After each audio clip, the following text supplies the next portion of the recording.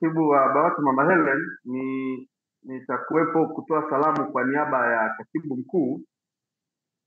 Nitakuwepo kutoa salamu kwa niaba ya katibu mkuu ambaye hivi tunavyozungumza yuko safarini kuelekea Babati mkoani Manyara kwa ajili ya kuhudhuria kwenye kesi inayoendelea huko.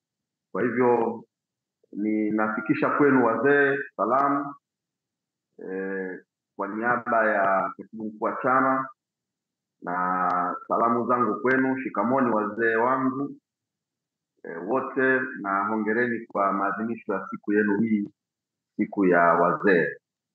Mheshimiwa mwenyekiti wa BAZECHA Mama Helen, mama Susan Limo, makamu wa baraza, katibu, manaibu wote na wazee wote pamoja na watoa mada, wazee ambao wamezungumza na ninawafuatilia wote, ninashukuru sana kupata heshima hii kwa niaba ya katibu mkuu kutoa salamu kwenye hii siku muhimu.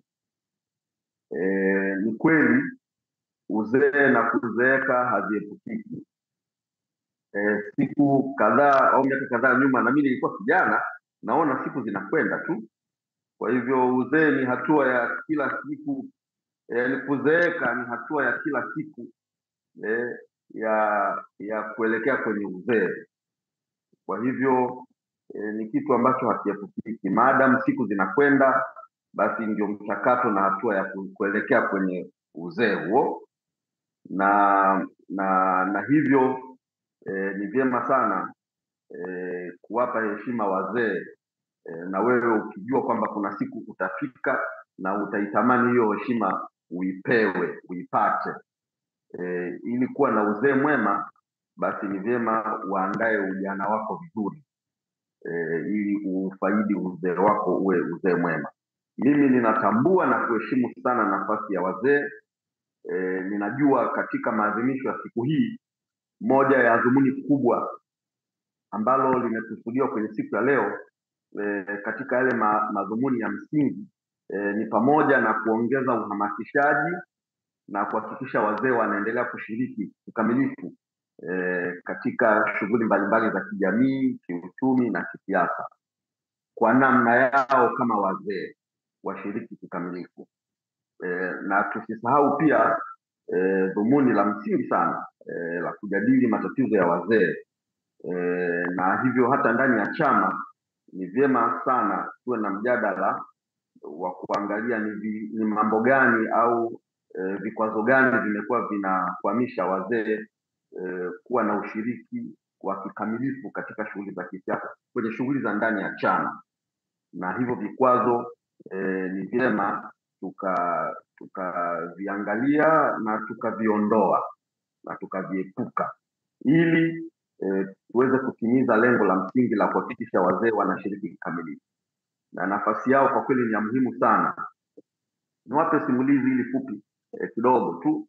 Mwaka 2016 wakati tunaandaa yale maandamano ya UKUTA Septemba, wakati huo mimi nilikuwa katibu wa kanda kaskazini. Sasa katika moja ya maandalizi nikawa nimekwenda mkoani Tanga, Korogwe. Katika kile kikao, tulipoingia ndani ya kikao, nikakuta ukumbi umejaa wazee. Ukumbi ulikuwa umechukua takriban watu kama 220 hivi au 250. Ukumbi wote umejaa wazee. Alafu tunaenda kufanya kikao cha maandalizi ya maandamano ya UKUTA. Sasa tukiwa pale mbele, nimekaa pale mbele na viongozi, nikawa namsemesha mmoja ya afisa wa kanda ambaye alikuwa ametangulia kwa ajili ya kuandaa kikao. So nikamwambia, ninyi watu mko serious kweli? Yaani tunaandaa maandamano ya UKUTA, halafu mmeleta wazee hapa? Hamna vijana, mmerundika wazee humu ndani? Are you really serious? Sasa wakati namuuliza yule kijana, kuna mzee alikuwa pale mbele akanifikia, ninamuuliza huyo kijana. Sasa nilipoongea naye, yule mzee akanifuata, akaniambia, katibu, unajua nikueleze, ni wazee peke yao ndio wanaweza kuelewa maana ya ubaya wa udikteta. Hawa vijana wa siku hizi hao ambao wanashinda kucheza pool table, wanashinda kushangilia Simba na Yanga, wanashinda kufuatilia udaku wa Wema Sepetu na Diamond. Hawa vijana hawawezi kuelewa madhara ya udikteta. Kwa hiyo sisi tumerundikana humu ndani kwa sababu tunajua kipindi cha Idi Amin wa Uganda, mambo tuliyopitia. Tunajua kipindi cha Jean Bedel Bokassa wa Jamhuri ya Afrika ya Kati, huyu alijitambulisha kuwa mfalme Empara Bokassa.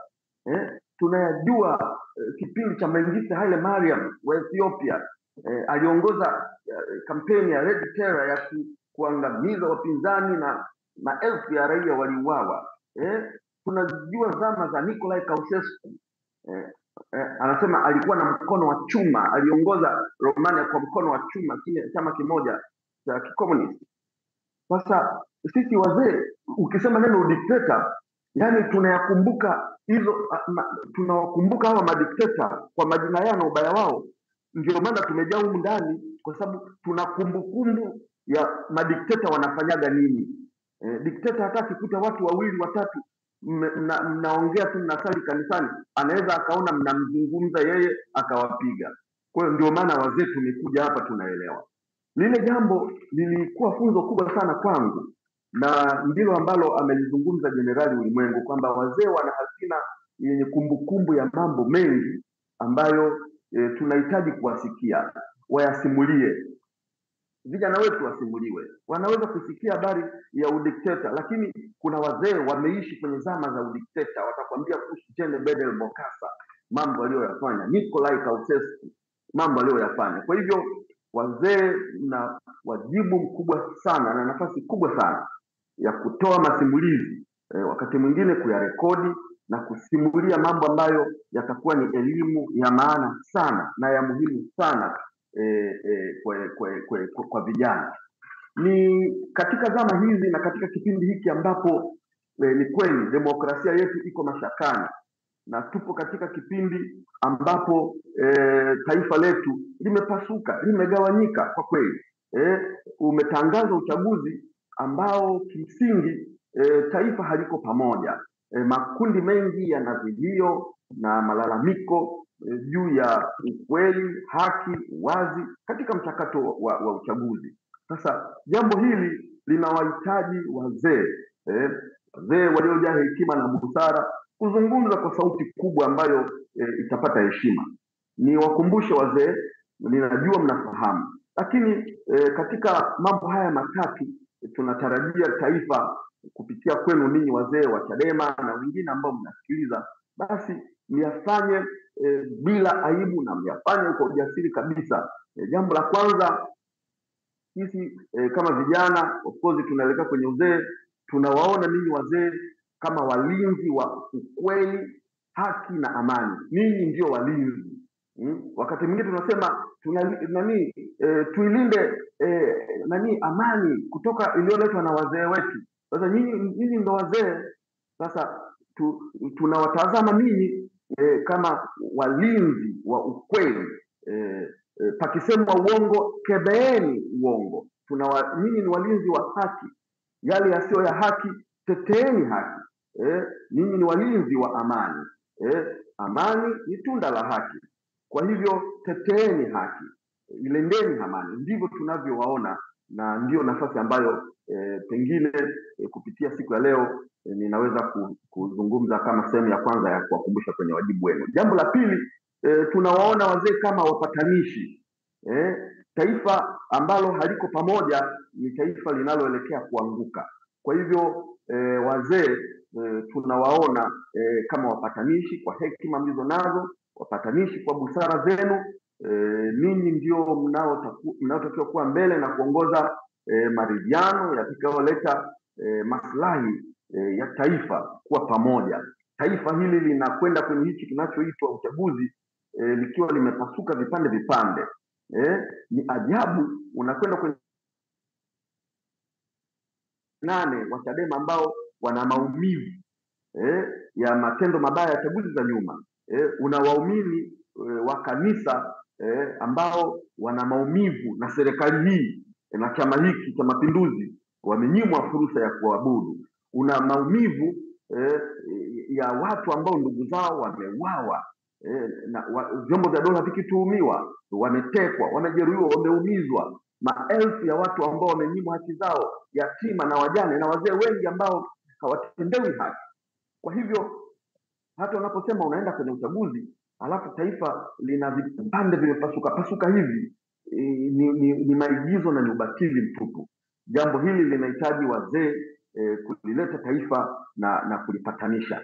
Kemeeni kauli ya mzee mwenzenu Jakaya Kikwete aliyoitoa hivi karibuni kule Kibaha, akizungumza kwa habari ya kwamba anaiona CCM chama kimoja kutawala, kuongoza bunge, na kamwe hawatathubutu kuchanganya pumba na mchele.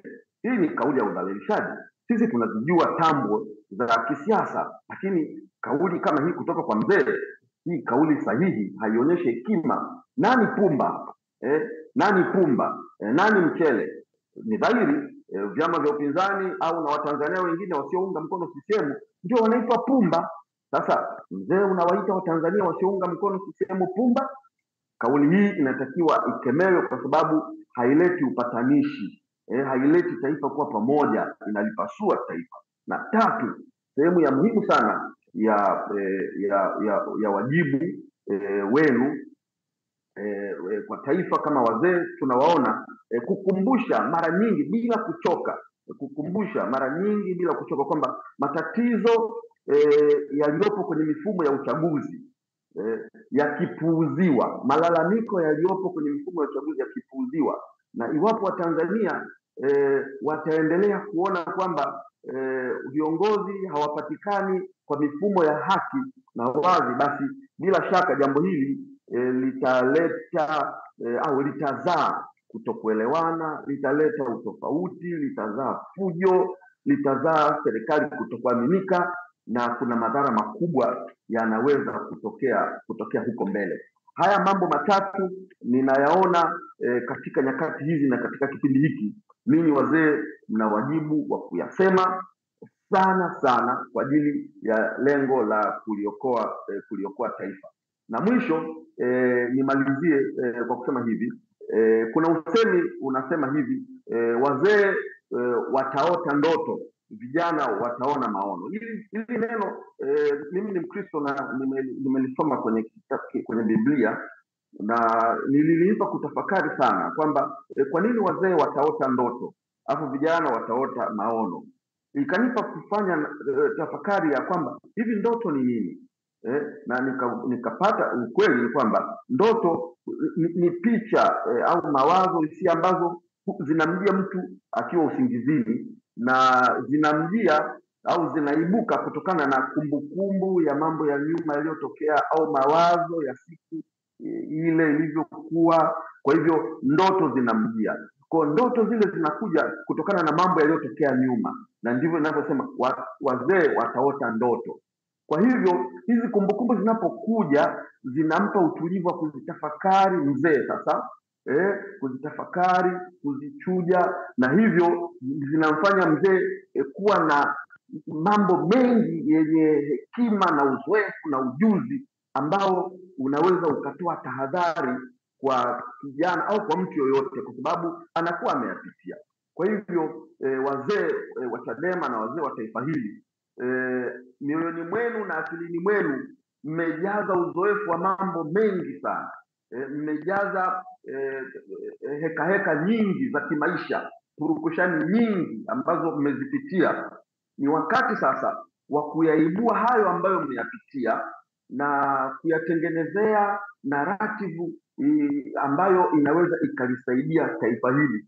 Msinyamaze, wazee wa Chadema na wazee wa taifa hili, msinyamaze, hasa katika kipindi hiki ambapo taifa la Tanzania linahitaji maalum kabisa katiba ambayo itatatua matatizo ya mifumo ya uchaguzi, ili tuwe na mifumo ambayo ni ya huru, haki na inayoaminika. Sasa mifumo hii ndiyo itakayoleta utulivu, kwa maana mifumo mizuri ya uchaguzi utaleta chaguzi zinazoaminika, utapata viongozi wanaoaminika, na yale ambayo mnayatarajia sasa ninyi kama wazee, matamanio yenu ninyi kama wazee, basi mimi naamini bila shaka kwa viongozi waliopatikana kwa njia halali ya haki ya wazi, basi viongozi hao watayajibu matatizo ya wazee ambayo yamekuwa yanasema mara nyingi, watafikisha matamanio ya wazee ambayo yamekuwa yanasema mara nyingi. Basi na ninyi wazee mtaendelea kuishi kwenye taifa lenye amani na utulivu, na mchango wenu kwa taifa kiuchumi, kijamii, kimaisha utaendelea kuwa wenye tija, wenye maana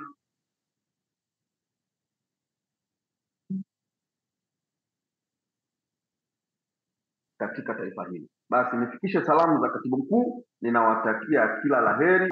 Uzee na kuzeeka haviepukiki.